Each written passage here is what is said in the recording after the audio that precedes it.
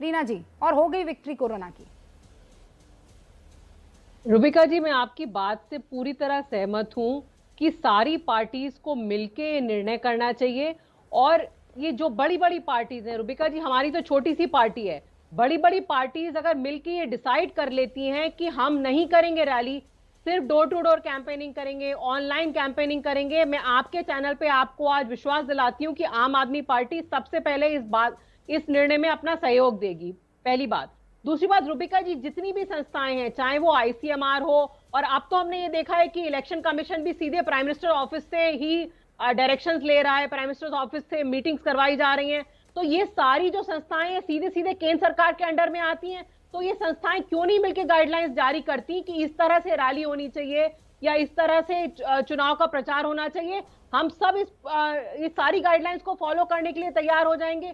लेकिन इसमें हमने अधिकतर ये देखा है कि जो हमारे प्रधानमंत्री जी हैं, जो प्रधान प्रचारक भी हैं, अगर वो एक आह्वान करें कि आइए हम सब मिलकर डिसाइड करें, तो मजाल है कोई भी पार्टी उस बात को मानने के लिए तैयार ना हो रुबिका जी।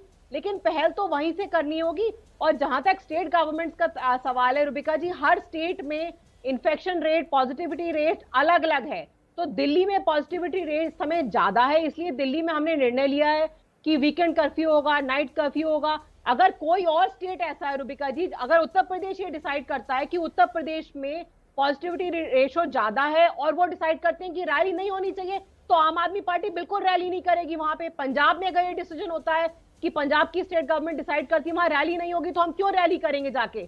तो ये जो कुछ डिसीजन सेंट्रल लेवल पे हैं, कुछ डिसीजन स्टेट लेवल पे हैं, ये सरकारें डिसाइड करें और ये जारी करें, उसको हम फॉलो करने के लिए तैयार हैं। कुछ पूछ रहे हैं जल्दी से। हाँ,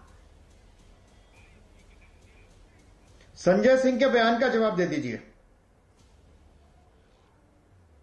मैं आपसे पूछना चाहूंगी, आज योगी जी ने ये क्यों बोल दिया कि ये जो वायरस है ये तो कुछ भी नहीं है, ये तो छोटा मोटा वायरस है। आज तो उन्होंने ये बोल दिया, आप उसका जवाब दे दीजिए। आप कौन होते हैं मुझसे पूछने वाले? बात है। मैं अभी समाजवादी पार्टी का नहीं है यहाँ पर। समाजवादी पार्टी कहते हैं कि ये बीजेपी की वैक्सीन है, वैक्सीन मत लगाओ। अमीक जामई साहब है और उनका भी मौका है, उनका भी मौका है। आप दोनों रुकिए।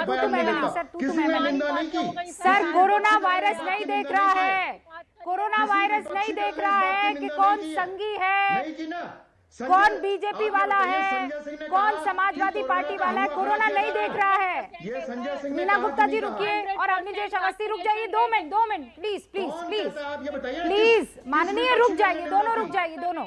मैं ब्रेक ले रही हूँ। उससे पहले अमीक जामई एक ओपनिंग रिमार्क उनका बनता है और उसके बाद आप लोग बहस कर सकते हैं। अमीक जामई साहब, ये प्रभु श्री कृष्ण जो हैं वो अखिलेश जी के सपने में आकर ये क्यों नहीं कहते हैं कि पुत्र मत करो ये रथ यात्रा, मत करो ये रैलियां, कोरोना तीसरी वेव की तरफ बढ़ रहा है। ये भी तो सपना आ सकता है ना उनको। हाँ रुबिका, इस देश के हमारे जो राष्ट्र ऋषि कहे जाने वाले हमारे देश के प्रधानमंत्री जी, जब उन्होंने इस देश में नेशनल इमरजेंसी घोषित की और कोविड का पहला लॉकडाउन शुरू हुआ, इस देश की सभी पार्टियों ने, सभी नागरिकों ने, मतलब एक तरफ से उनके साथ पूरा देश खड़ा हुआ। और हमने देखा कि किस तरह से इन 2-2.5 सालों में, चाहे वो मजदूरों का पलायन रहा हो, चाहे वो उसका कुप्रबंधन रहा हो, चाहे वो सब ने उसमें कोविड का पालन करते हुए हम सब ने उसकी जो है उसमें मदद का काम किया है। जब इलेक्शन कमीशन का जो मीटिंग हुआ लखनऊ में, ऑल पार्टीज मीटिंग हुआ, उसमें ये सभी की राय थी कि ठीक है अभी क्योंकि इलेक्शन हो जाने चाहिए, लेकिन समाजवादी पार्टी ने जो सबसे पहला कंसर्न हमने शो किया था कि इसमें कोविड के जो प्रोटोकॉल्स हैं, जो नियम हैं, उसका पालन होना चाहिए। अब आप जानती हैं रुबिका जी कि हमारे देश के प्रधानमंत्री बहुत बड़े आदमी हैं, उन्होंने इलेक्शन कमीशन को अपने घर बुला लिया। आप उन पर भरोसा करिए, मैं भी भरोसा करता हूं कि कुछ न कुछ उन्होंने उनके साथ तय किया होगा। जब मॉडल कोड ऑफ कंडक्ट आएगा, उसका जो भी निर्णय होगा, समाजवादी पार्टी इंश्योर करती है कि हम उस निर्णय के साथ हमारे देश के नागरिक, उत्तर प्रदेश के जो नागरिक हैं, उनकी सेफ्टी सिक्योरिटी के साथ हम खड़े होंगे। और हमारे कंसर्न ये भी है रुबिका, उत्तर प्रदेश के फ्लोर पे बीजेपी के लोगों ने फ्लोर पे कहा है कि उत्तर प्रदेश में एक भी लाशें जो बही हैं वो ऑक्सीजन की वजह से नहीं बही हैं। हमारी चिंताएं ये भी हैं कि इंतजामात क्या होंगे अगर भगवान न करे कि कोई ऐसी इमरजेंसी दोबारा आती है, क्योंकि सरकार तो फेल हो गई, चाहे केंद्र की हो या सूबे की हो।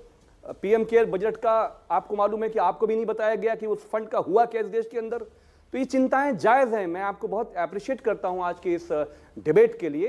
इलेक्शन कमीशन ऑफ इंडिया जो भी फैसला लेगा, समाजवादी पार्टी स्टैंड करती है कि हम उनके निर्णय के साथ जो है हम खड़े होंगे। ओके जावेद साहब, एक फैसला तो सरकार ने लिया था, केंद्र सरकार ने, कि सबको वैक्सीनेट किया जाएगा, पर वो प्रधानमंत्री से भी बड़े नेता निकले।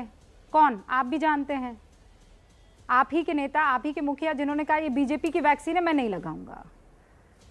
और आप ये कह रहे हैं, और इस बात पर बहुत हुंकार भरी जा चुकी है कि ऐसा कैसे हो सकता है कि लाशें इतनी बही, इतनी मौतें हुई और उसके बावजूद सरकार की तरफ से ये कहा जाए कि ऑक्सीजन की कमी से नहीं हुई। ये हास्यास्पद था, ये दुर्भाग्यपूर्ण था और इसके लिए सरकार को कभी बख्शा नहीं जाना चाहिए। लेकिन आज की तारीख में अगर लाशें बहती हैं तो क्या आपकी यात्रा जो हो रही है, जो रैलियां बीजेपी की हो रही है, जो बीएसपी के सम्मेलन हो रहे हैं, वो जिम्मेदार नहीं होंगे? इसका जवाब दीजिए ना। आप कब तक दूसरे पे उंगलियां ऐसे सामने करके और अपने आप को बचा पाएंगे?